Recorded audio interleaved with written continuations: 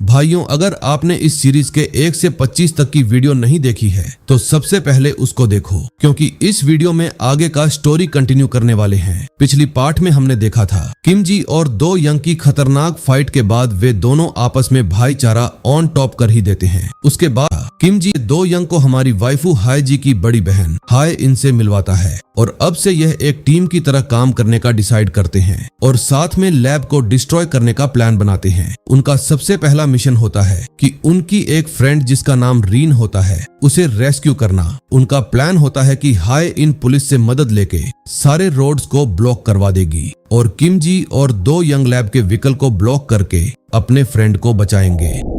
अब आगे हम लोग देख पाते हैं कि किम जी और दो यंग एक रास्ते के ऊपर अपना पोजीशन लेके आपस में अपने पास्ट मेमोरीज और पास्ट ट्रॉमा के बारे में बात कर रहे होते हैं। दोनों आपस में बात करके अपने फीलिंग्स और अपने एक्सपीरियंस के शेयर कर रहे होते हैं। फिर हमें हाय इनको दिखाया जाता है जो काफी ज्यादा हॉट लग रही होती है। वो दूरबीन से उस व्हीकल को देख रही होती है। दूरबीन से देखती है कि सारे लैब के व्हीकल जा चुके हैं। वह अपना वॉकी टॉकी उठाती है और कहती है रोड को तुरंत ब्लॉक करो, वे लोग जा चुके हैं। फिर हम सीन देखते हैं जहां पर पुलिस रोड को पूरी तरीके से ब्लॉक कर दिया है और वहां एक बंदा कह रहा होता है यस मैम, हमने रोड को पूरी तरीके से ब्लॉक कर दिया है और जैमर ऑन कर दिया है। इधर हमारे दोनों लड़के भी तैयार हो जाते हैं और कहते हैं हम भी रेडी हैं।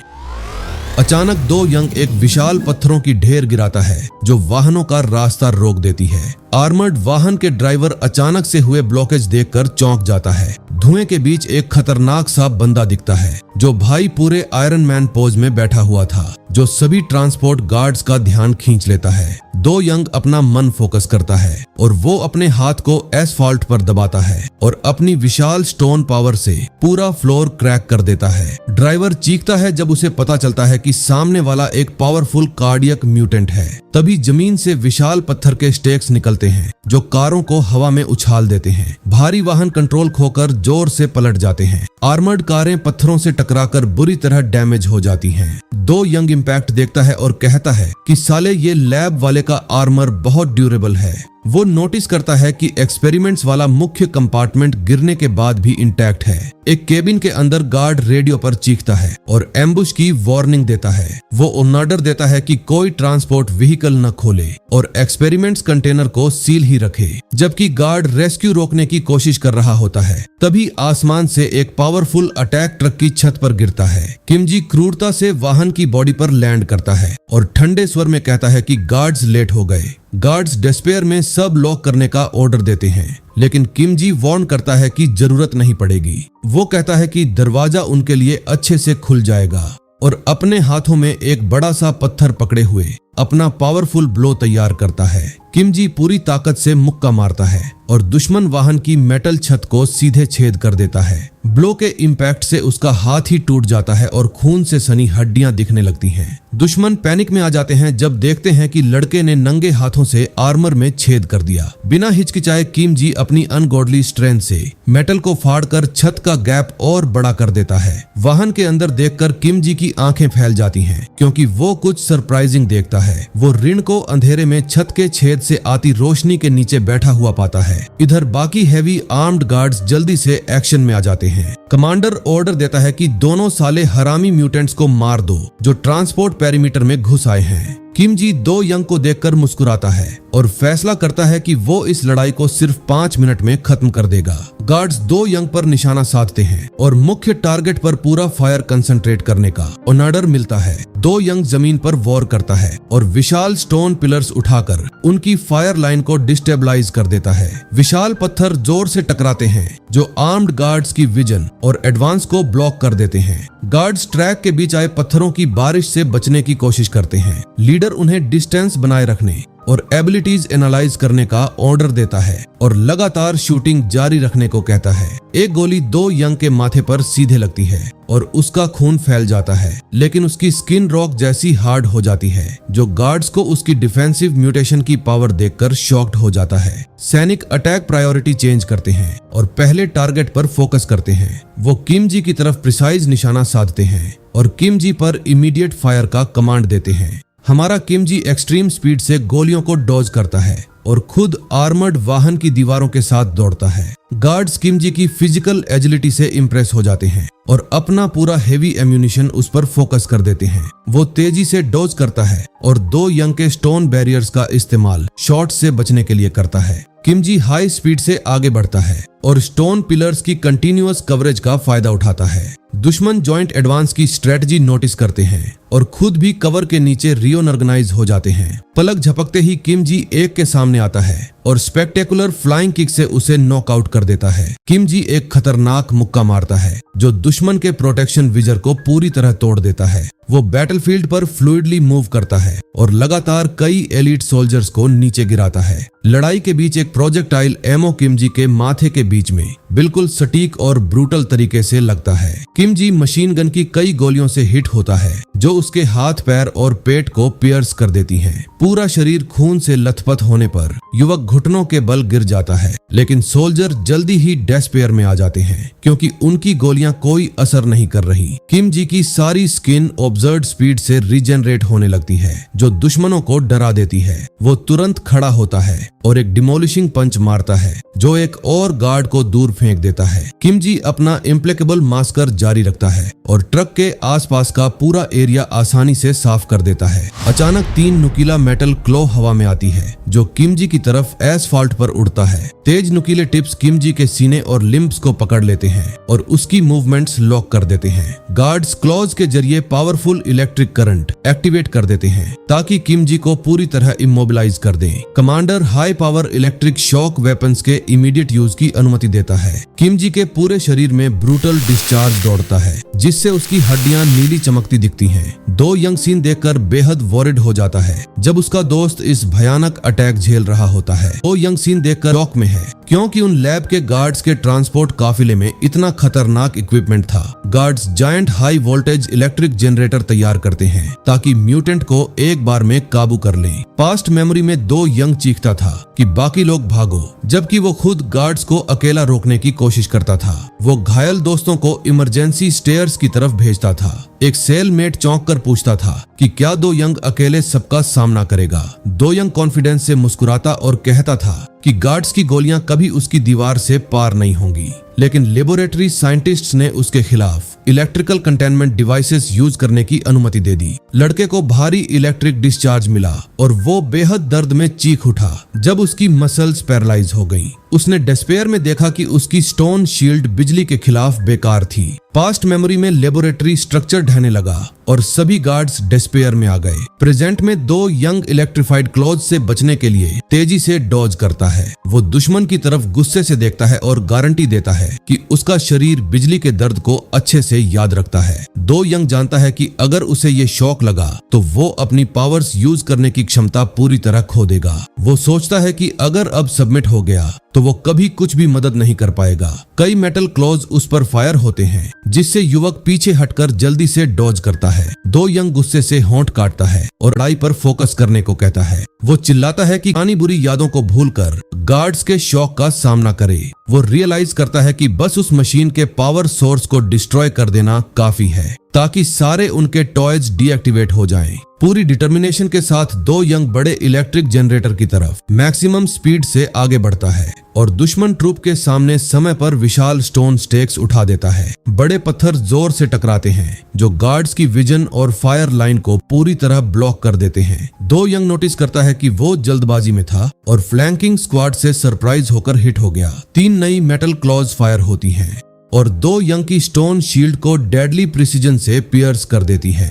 2 यंग गुस्से से होंठ काटता है जब गार्ड्स उसे सरप्राइज में पकड़ लेते हैं। प्रोजेक्टाइल्स प्रोटेक्शन स्टोन लेयर को पार कर उसके अनप्रोटेक्टेड स्किन को हिट कर देते हैं। अचानक किमजी का हाथ उभरता है जो सभी इलेक्ट्रिक केबल्स को मजबूती से पकड़ लेता है इससे पहले कि वो उसे हिट करें। हमारा किमजी पूरा हाई वोल्टेज डिस्चार्ज झेलता है और चीखता है जबकि उसकी हड्डियां फिर से विजिबल हो जाती हैं। अपनी रेसिस्टेंस से सरप्राइज गार्ड्स जनरेटर की पावर को मैक्सिमम पर बढ़ाने का ऑर्डर देते देते हैं। वो कंटिन्यूअस और डिवास्टेटिंग डिस्चार्ज रिलीज करते हैं ताकि किम जी को सबमिट कर दें। वोल्टेज 50,000 वोल्ट के ऑब्जर्व्ड मार्क तक पहुंच जाता है और किम जी पर भारी एनर्जी डंप हो जाती है। दो यंग सीन देखकर पूरी तरह शॉक में है और विश्वास नहीं कर पाता कि उसका दोस्त ये सब कर रहा है। पूरे डिवास्टेटिंग शॉक को झेलते हुए भी किम जी स्टील केबल्स को जोर से खींचने लगता है। किम जी चेन को ब्रूटलिटी से खींचता है और सभी गार्ड्स को फेंक देता है जो इलेक्ट्रिक वेपन्स पकड़े हुए थे। गार्ड्स पैनिक में आ जाते हैं जब देखते हैं कि एक लड़का उस इलेक्ट्रिक शॉक को सहन कर रहा है जो किसी भी आदमी को तुरंत मार सकता था। किम जी गार्ड्स की तरफ ठंडे स्वर में देखता है और मजाक में शिकायत करता है कि ये अटैक सच में दर्द भरा था। वो सीरियसली चेतावनी देता है कि इस तरह के क्रूर वेपन्स लोगों के खिलाफ इस्तेमाल नहीं होने चाहिए। किम जी इम्पोजिंग तरीके से आगे बढ़ता है और पूछता है कि ये मिलिशिया कहां से आई है और इसका क्या मकसद है। युवक शांत स्वर में जवाब देता है कि उसका यहाँ सिर्फ एक ही इंटेंशन है, अपने पुराने दोस्त रिन को रेस्क्यू करके वापस ले जाना। गार्ड डर से कांपता है जब सुनता है कि लड़का पूरे आर्मी का सामना सिर्फ किसी को बचाने के लिए कर रहा है। आदमी मुश्किल से चेतावनी देता है कि वो नहीं जानता किसे ढूंढ रहे हो, लेकिन गारंटी देता है कि उन्होंने गलत काफिला चुना है। वो बहुत देर से रियलाइज करता है कि किम जी कोई ऑर्डिनरी म्यूटेंट नहीं है। जब किम जी अपना मुक्का ऊपर उठाता है, किम जी एक डिमोलिशिंग पंच मारता है जो एलीट सोल्जर को एस्फाल्ट के बीच दूर फेंक देता है। किम जी निष्कर्ष निकालता है कि लड़ाई यहीं खत्म हो गई और दो यंग सुझाव देता है कि सर्वाइवर्स को अरेस्ट कर लें ताकि भाग न सकें। किम जी मना करता है और कहता है कि टाइम नहीं है। दो यंग लड़ाई सिर्फ 5 मिनट भी नहीं चली देखकर हैरान है। दो यंग तर्क देता है कि उन्होंने रिन की रेस्क्यू कंप्लीट कर ली है और उनके पास रिट्रीट करने का काफी टाइम है, लेकिन अचानक वो फ्रीज हो जाता है और किम जी के गंभीर एक्सप्रेशन को देखकर आंखें फैला लेता है। किम जी खुलासा करता है कि उसे अटैक की शुरुआत से ही पता था कि रिन उस आर्मर्ड कंपार्टमेंट में नहीं है। किम जी ड्राइवर के केबिन को खोलता है और चेतावनी देता है कि उन्हें पायलट से इंट्रोगेट करके जवाब निकालने हैं। वो अपनी अनगॉडली स्ट्रेंथ से ट्रक का दबा हुआ दरवाजा बिना किसी मेहनत के फाड़ देता है। किम जी डरावने लुक के साथ केबिन में एंटर करता है और अपने पुराने दोस्त रिन का असली ठिकाना जानने के लिए डिटरमिन्ड है। ड्राइवर डर से कांपता है और अपनी जान की भीख मांगता है। जब किम जी का खूनी और डरावना चेहरा देखता है, किम जी उसे ठंडी नजरों से घूरता है और पूरी यकीन से कहता है कि उसे पता है लड़की कहाँ फंसी हुई है। वो आदमी से सही जवाब देने को कहता है, जबकि होस्टेज मान लेता है कि उसे रिन के ओरिजिनल रूट के बारे में पता है। ड्राइवर डरा हुआ बताता है कि साइंटिस्ट्स ने प्लान बदल दिया और आखिरी घंटे में पैसेंजर स्वैप कर दिया। किम जी ठंडे स्वर में चेतावनी देता है कि उस साले का टाइम अब खत्म हो गया है और मांगता है कि होस्टेज सब कुछ एक बार में बता दे। किम जी कोल्डली आंखों से आदमी को घूरता है और अंतिम सवाल पूछता है कि उसकी दोस्त रिन का एग्जैक्ट लोकेशन क्या है।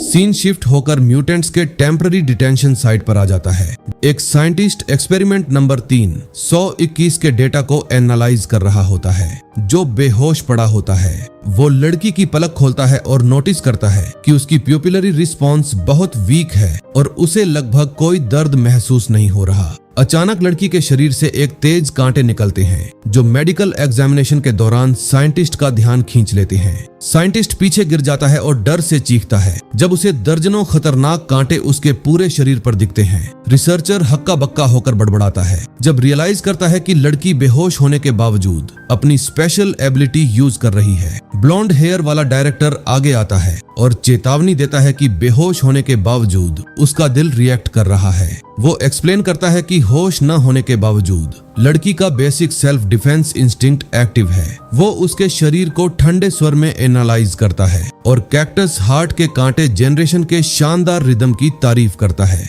लेकिन वो थोड़ा रुकता है और असंतुष्ट चेहरे के साथ कहता है कि ये काफी नहीं है। साइंटिस्ट नफरत से कहता है कि नॉर्मल कांटे वो हिस्सा नहीं है जो सच में उसकी दिलचस्पी जगाते हैं। वो लड़की की ठोड़ी को हिंसा से पकड़ता है और उसे जबरन अपनी तरफ मुंह करवाता है, भले ही उस लड़की रिन की कोई मूवमेंट ना हो। वो सोम्बर स्माइल के साथ खुलासा करता है कि उसका असली फोकस उसकी इनक्रेडिबल रीजनरेशन पावर है। वो मानता है कि उसकी हीलिंग किम जी की तरह नहीं है, लेकिन गारंटी देता कहता है कि ये जगह के एक्सपेरिमेंट्स के लिए आइडियल है। वो लड़की को डरावने तरीके से घूरता है और कहता है कि इसे किसी भी हाल में जिंदा पकड़ के रखना है, क्योंकि बिना जान के कलेक्टेड डेटा बेकार हो जाएगा। अचानक असिस्टेंट रूम में दौड़ता हुआ आता है और डायरेक्टर को सीरियस इमरजेंसी की वार्निंग देता है। असिस्टेंट बहुत परेशान होकर बताता है कि म्यूटेंट्स का पहला ट्रांसपोर्ट ग्रुप एक एम्बुश का शिकार हो गया। डायरेक्टर पूरी तरह सरप्राइज हो जाता है और सोचता है कि पुलिस को उनका ये सीक्रेट रूट कैसे पता चल गया।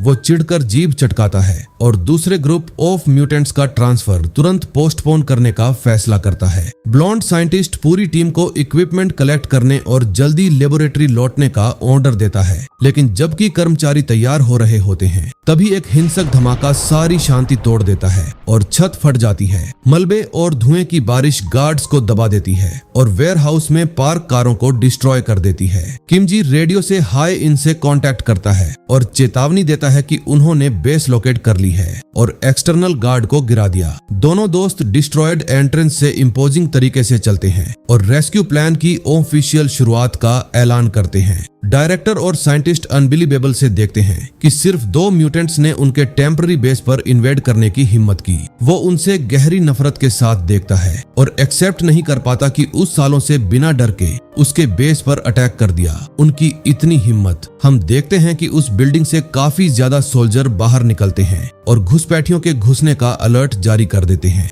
ये सारे सोल्जर हमारे दोनों बंदों पर लगातार फायरिंग कर रहे होते हैं और हमारे दोनों हीरो एक ट्रक के पीछे कवर लेकर उन्हें स्पॉट कर रहे होते हैं। किमजी कहता है कि इस जगह को सिविल नाम का बंदा चला रहा है, जो कि एक लोअर रैंकिंग रिसर्चर है। दो यंग बताता है कि उसने भी सोचा नहीं था कि यह बंदा इतनी ऊपर तक आ जाएगा। वह बताता है कि 10 साल पहले जो हुआ था वह उसी की वजह से इतनी ऊपर तक आ गया है और उसी की वजह से हमारे सारे दोस्त फंस गए थे।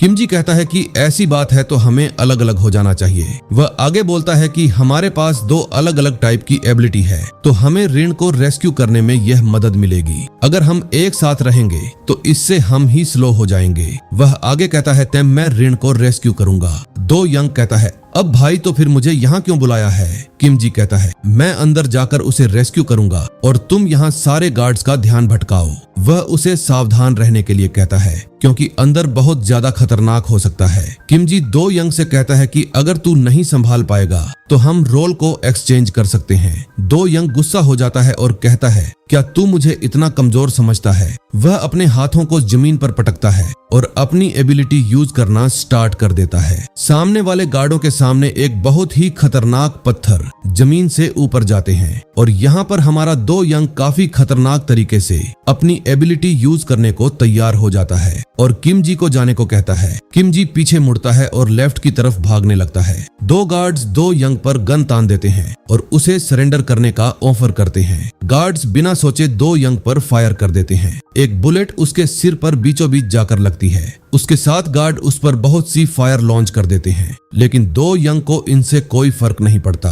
वह अपने हाथों को रॉक में कन्वर्ट कर लेता है और सामने वाले दोनों गार्ड्स को हवा में उड़ा देता है। तभी हम देख पाते हैं कि एक उड़ता हुआ जंजीर आता है और जो कि दो यंग के हाथों को पूरी तरीके से बांध देता है। दो यंग काफी ज्यादा शॉक्ड हो जाता है और हम देखते हैं कि वह वही डायरेक्टर होता है जिसने किमजी और सबके ऊपर एक्सपेरिमेंट किया था, जिसके हाथों से भाई बहुत ज्यादा जंजीरें निकल रही होती हैं। फिर डायरेक्टर दो यंग को देखकर कहता है तो तुम हो जो पत्थर को किसी भी तरीके से मैनिपुलेट कर सकते हो, और उसका सब्जेक्ट नंबर बताता है कि वह 0072 है। वह कहता है शायद तुम्हारा नाम कांग दो यंग है ना? डायरेक्टर आगे कहता है हमने तुम पे भरोसा किया था लेकिन तुमने हमें ही धोखा दे दिया, अब इसका एग्जाम भुगतना पड़ेगा। याद आता है कि बचपन में कैसे इसी बंदे ने उसे काफी ज्यादा टॉर्चर किया था और बचपन में वह बहुत ज्यादा डरा हुआ रहता था। डायरेक्टर उसके पास आता है और कहता है शायद तुमने अपनी पुरानी ट्रीटमेंट याद नहीं है और अब टाइम आ गया है कि मैं तुम्हें यह ट्रीटमेंट फिर से दूं।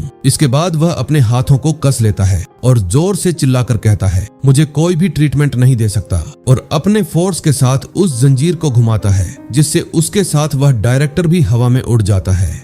डायरेक्टर देखता है कि दो यंग की पावर काफी ज्यादा इंसेन हो चुकी है। इसके साथ वह अपनी पावर को और ज्यादा बढ़ाता है और अपने हाथों के चारों तरफ से अपनी जंजीरें निकलने लगती हैं।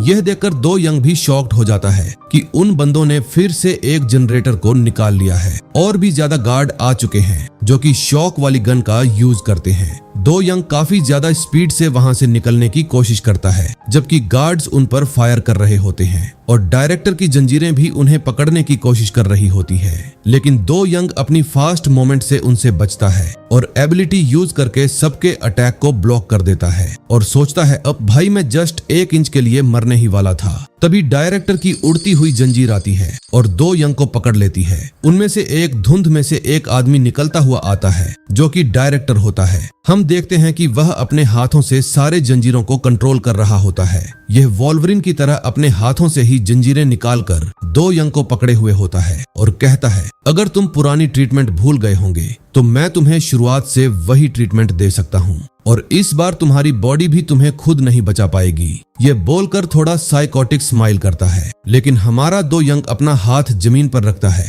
और एक पत्थर को उठा लेता है और खाने लगता है और कहता है अगर ऐसी बात है तो तुम बचकर दिखाओ और कहता है मैं अपने दोस्तों का बदला आज ही उससे लेगा। इसके बाद वह अपनी एबिलिटी को और भी ज्यादा इंक्रीज कर लेता है, क्योंकि हमें पता है कि अगर वह पत्थर खाता है तो उसकी एबिलिटी काफी ज्यादा इंक्रीज हो जाती है। हमने पिछली फाइट में किम जी के साथ भी यही देखा था। इसके साथ वह सारे जंजीरों को तोड़ देता है और फ्री हो जाता है। उसका हाथ एक खतरनाक हल्क जैसे एक बड़ा स्ट्रक्चर बन जाता है, जिसको देखकर सारे गार्ड्स शॉक्ड हो जाते हैं। उसका हाथ एक हल्क जैसे हाथ की तरह बन जाता है और वह उसे लॉन्च करता है सामने की तरफ। सामने के सारे गार्ड्स हवा में उड़ जाते हैं। इसका फोर्स इतना ज्यादा ब्रूटल होता है कि सामने की जमीन पूरी उखड़ जाती है। फिर डायरेक्टर उससे कहता है तुम हमेशा सभी जगह एक ही अटैक यूज करते हो, यह मेरा कुछ भी नहीं बिगाड़ पाएंगे। हम देखते हैं कि वह स्पाइडरमैन की तरह अपने जंजीरों से ही एक जाल बनाकर उसके ऊपर बैठा होता है और उससे कहता है दो यंग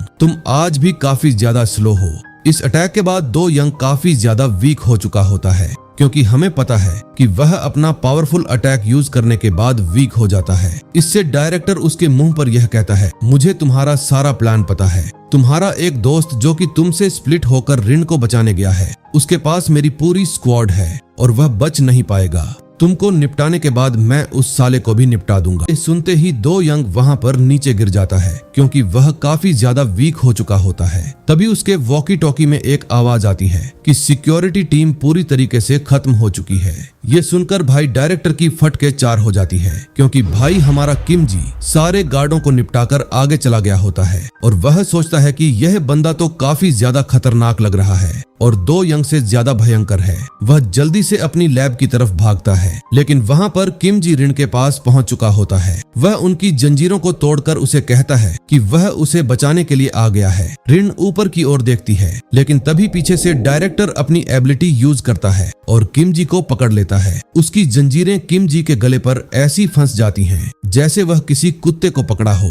डायरेक्टर उससे कहता है आज मेरा काफी ज्यादा लकी दिन है, क्योंकि मैंने एक साथ 2 कमीने म्यूटेंट को पकड़ लिया है। डायरेक्टर उसे कहता है साले चूजे, तुम्हारी हिम्मत कैसे हुई मेरे ही लैब में आकर मेरे ही सब्जेक्ट को मुझे ही छीनने की। किम जी यहाँ पर थोड़ा सा शांत रहता है और कहता है इस जंजीर को फील किए हुए मुझे 3 साल से ज्यादा हो गए हैं। आगे डायरेक्टर कहता है मुझे नहीं पता तुमने कितनी ज्यादा ट्रेनिंग की है और अब तुमने अपनी एबिलिटी को कितना ज्यादा इंक्रीज किया है, लेकिन तुम यहाँ पर अब मरने वाले हो और इस नर्क में फिर से जाने वाले हो, तो इसके लिए तुम तैयार हो जाओ और तुम भी मेरे लिए इस टेस्ट सब्जेक्ट की तरह हो जिस तरह दो यंग है, और मैं तुम दोनों के ऊपर रिसर्च करके फिर से बहुत सारे पैसे कमाने वाला हूँ। फिर किम जी बस सिर्फ शांत रहता है और अपने गले के चयन को पकड़े हुए रहता है। इसके आगे डायरेक्टर कहता है क्यों बे साले, तू क्यों बोल क्यों नहीं रहा? क्या तू डर से फिर इतना ज्यादा ट्रॉमेटाइज हो गया है कि तेरे मुंह से कुछ आवाज ही नहीं निकल रही? फिर किम जी उसकी तरफ एक कोल्डी नजरों से देखता है और अपने पास्ट को याद करता है कि वह एक डरा हुआ बच्चा था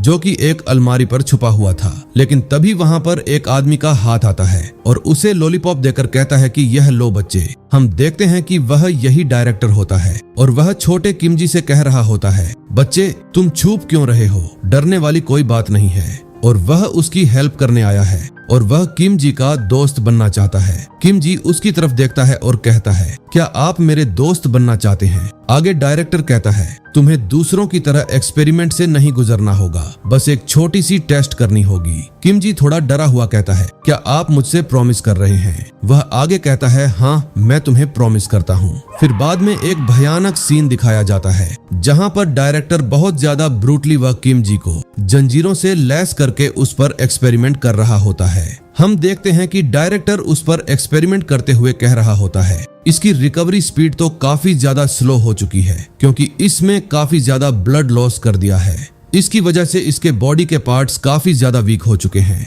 और डायरेक्टर उसे आगे कहता है, अब तुम्हारी स्ट्रेंथ टेस्ट करने का टाइम है। वह अपनी जंजीरों को और भी ज्यादा टाइट कर देता है जिससे किम जी पूरी तरीके से जकड़ा हुआ रहता है और किम जी बहुत ज्यादा चिल्लाने लगता है क्योंकि उसकी बॉडी इतनी ज्यादा दर्द से टूट रही होती है। हम देख पाते हैं कि बड़ी खतरनाक तरीके से और बहुत ब्रूटली किम जी पर एक्सपेरिमेंट किया जा रहा होता है। वह उसे कहता है, साले तुम 3 सेकंड भी नहीं झेल सकते, तुम काफी ज्यादा वीक हो। किम जी पर इतनी ज्यादा भयानक एक्सपेरिमेंट होते थे। किम जी को लगता है कि काश वह ये सब झेलने से अच्छा मर जाता, लेकिन वह डायरेक्टर इतना ज्यादा क्रूर था कि वह हर तरीके से किम जी को निचोड़ देता था। प्रेजेंट में डायरेक्टर किम जी से कहता है, मुझे याद आ गया, तुम वही रीजनरेशन वाले म्यूटेंट हो। वो आगे कहता है, बट यह काफी ज्यादा स्ट्रेंज है। उस टाइम पर तुम्हारे पास कोई भी मसल्स और कोई भी स्किन नहीं थी, लेकिन तुमने अब रीजनरेट करके अपने आप को एक इंसान के तरीके में डाल लिया है। यह तो काफी ज्यादा इंटरेस्टिंग है। आगे वह उसे कहता है, अब तुम तैयार हो जाओ कि मैं फिर से तुम पर एक्सपेरिमेंट करने वाला हूँ। उसके पास वह अपनी जंजीरों से उसे पकड़कर थोड़ा ऊपर उठाता है और कहता है, जैसे उसने उसके दोस्तों के साथ बहुत ही ज्यादा ब्रूटली एक्सपेरिमेंट किया, अब तुम्हारी बारी है। यह सुनते ही वह काफी ज्यादा ट्रिगर्ड हो जाता है और अपना पंच उसके मुंह की तरफ फायर कर देता है। यह पंच इतना ब्रूटल होता है कि उसका फेस पूरी तरह से बिगड़ जाता है और डायरेक्टर हवा में उड़ जाता है, जिसके साथ उसकी सारी जंजीरें भी टूट जाती हैं। वह आगे लुढ़क कर आगे गिर जाता है और एक दीवार से टकरा जाता है। वह अपने आप को कंट्रोल करता है और कहता है, अभी जस्ट क्या हुआ? किम जी के मुक्के से डायरेक्टर पूरा शॉक्ड में था। इसके आगे डायरेक्टर कुछ बोल पाता, तभी किम जी का दूसरा मुक्का उसे पड़ता है और वह जमीन पर घिसटते हुए आगे बढ़ने लगता है। उसके मुंह से खून निकलने लगता है और वह समझ नहीं पाता कि आखिर इस बच्चे के अंदर इतनी स्ट्रेंथ कहां से आ गई। वह अपने आप को कंट्रोल करके बैठता है और देखता है कि उसके सारे जंजीर वहीं पर टूटकर गिरे हुए हैं और उसे यकीन नहीं आता कि इस बच्चे ने लिटरली उसका पूरा जंजीर तोड़ दिया है। इधर किम जी गुस्से में उसकी तरफ बढ़ते जाता है और कहता है, अगर तुम्हें लगता है कि मेरी स्ट्रीट अभी भी कम है तो तुम ट्राई कर सकते हो। और वह कहता है, तुमने सिर्फ मेरे बारे में ही रिसर्च नहीं की, बल्कि मैं तुम्हारे बारे में भी रिसर्च की है। और कहता है, अब मैं अपने दोस्तों का बदला तुमसे जरूर लूंगा। लेकिन डायरेक्टर अपनी दांत भींचता है और अपनी एबिलिटी फिर से उस पर यूज करता है। हम देखते हैं कि डायरेक्टर इस बार अपनी दोनों उंगलियों से बहुत सारी जंजीर उसकी तरफ फायर करता है। किम जी देखता है कि उसकी जंजीर उसको पास आउट करके पीछे की ओर जा रही होती है और तुरंत ही डायरेक्टर अपनी जंजीरें कंट्रोल करके वापस उसकी तरफ बुला लेता है। किम जी समझ जाता है कि वह पीछे से अटैक करने वाला है, लेकिन हमारे किम जी के पास काफी ज्यादा फ्लेक्सिबल मूवमेंट की वजह से वह उससे बच जाता है। लेकिन डायरेक्टर का एक जंजीर किम जी के पैरों को आकर जकड़ लेता है और डायरेक्टर उसे खींचने लगता है। कहता है कि अब तुम फंस गए बेटे, और बहुत ही सारे जंजीर उसे पर फिर से अटैक के लिए फायर कर देता है। किम जी देखता है कि और भी सारे जंजीर उसकी तरफ बढ़ रहे होते हैं और उसे पास्ट सीन याद आ जाता है कि कैसे इसी तरह वह उसे पकड़ता था। लेकिन इस बार कहानी अलग है। वह जंजीर से काफी ज्यादा मूवमेंट के साथ बच जाता है और सीधा उस पर रिचार्ज कर देता है। वह कहता है, तुम मेरे चैन से आखिर कैसे बच गए? वह कहता है, मैं बचपन इतने सारे इसकी अटैक झेल चुका हूँ कि मुझे सब पता है कि तुम्हारी एबिलिटी कैसी है और तुम इसे किस तरीके से यूज करते हो। वह उसी के सारे जंजीरों को पकड़कर उसी को हवा में खींचकर अपनी तरफ बुला लेता है और इतना भयंकर पंच मारता है कि वह जमीन पर सीधा गिर जाता है। डायरेक्टर अब कहता है, मुझे भरोसा नहीं हो रहा कि तुम इतनी जल्दी इतनी ज्यादा खतरनाक बन चुके हो और एक टाइम पर तुम मेरे टेस्ट सब्जेक्ट थे। किम जी उससे कहता है, मैं सिर्फ यहाँ तुम्हें मारने और पूरी लैब को डिस्ट्रॉय करने आया हूँ ताकि मैं अपने और अपने दोस्तों का बदला ले सकूं। डायरेक्टर अपने आप को उससे दूर कर लेता है। तुम काफी ज्यादा बड़े हो चुके हो किम जी, और तुम एक रेयर म्यूटेंट हो, तो इसीलिए तुम तैयार हो जाओ कि मैं तुम पर फिर से एक्सपेरिमेंट कर सकूं। इसके साथ वह काफी ज्यादा क्रूर स्माइल लेता है, जिससे हमें पता लगता है कि शायद उसके पास कुछ ऐसा आता है या फिर ऐसी एबिलिटी है जिसके बारे में किम जी को भी नहीं पता। तो भाइयों, अभी तक मैं पूरे मानहवा को इस चैप्टर में कंप्लीट कर गया हूँ, क्योंकि मैं जब कल एडिट करके यह पार्ट डाल रहा था तभी एक और न्यू पार्ट आया। इसके बाद मैं फिर से उसको एडिट करके वीडियो पर इंक्लूड कर दिया है। तो भाइयों, अभी तक मैंने इस पूरे मानहवा के सारे चैप्टर इस सीरीज में कवर कर दिए हैं, क्योंकि जब मैं कल इस पार्ट को एडिट करके अपलोड कर रहा था तभी इसका एक और नया चैप्टर आ गया था। इसलिए मैंने दोबारा एडिट करके उस नए चैप्टर को भी इस वीडियो में शामिल कर दिया है। तो इस वीडियो में आपको चैप्टर 26 से 27 तक की पूरी स्टोरी देखने को मिल जाएगी। जैसे ही इसका अगला नया चैप्टर आएगा मैं उसे भी कवर करके आप लोगों के लिए लेकर आऊंगा।